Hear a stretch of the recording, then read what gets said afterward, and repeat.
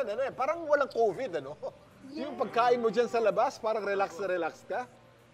Kamusta? Anong feeling? Kuya Kim, ibang-iba yung experience kasi parang since kumbaga yung United States naman po is a first world country, parang they have COVID under control.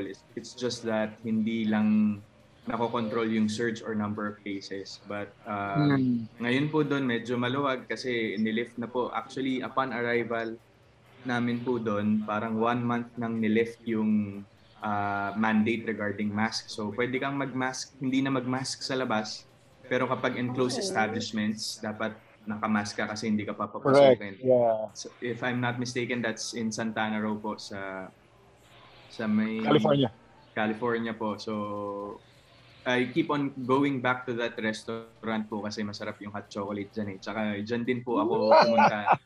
Yung unang punta ko po dyan. So, okay. Eto, punta naman tayo sa second photo mo.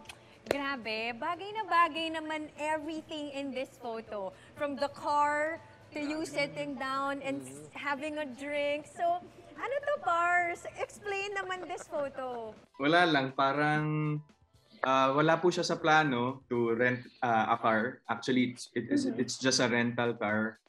And it's an electric car po kasi yung Tesla eh. So very common na po siya sa US and I haven't driven a Tesla before. So sinubukan ko pong mag-rent for at least a couple of days and then yan po yung ginamit namin pang-ikot sa California. So yung photo pong yan was taken sa Twin Peaks naman.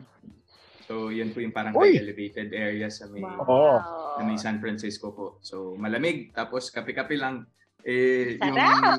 Yung tita ko po kasi mahilig mag-picture. So, siya na lang lahat nagbibigay sa akin ng mga photos ko na ina-upload. Buti na lang! How lucky of you, Alden!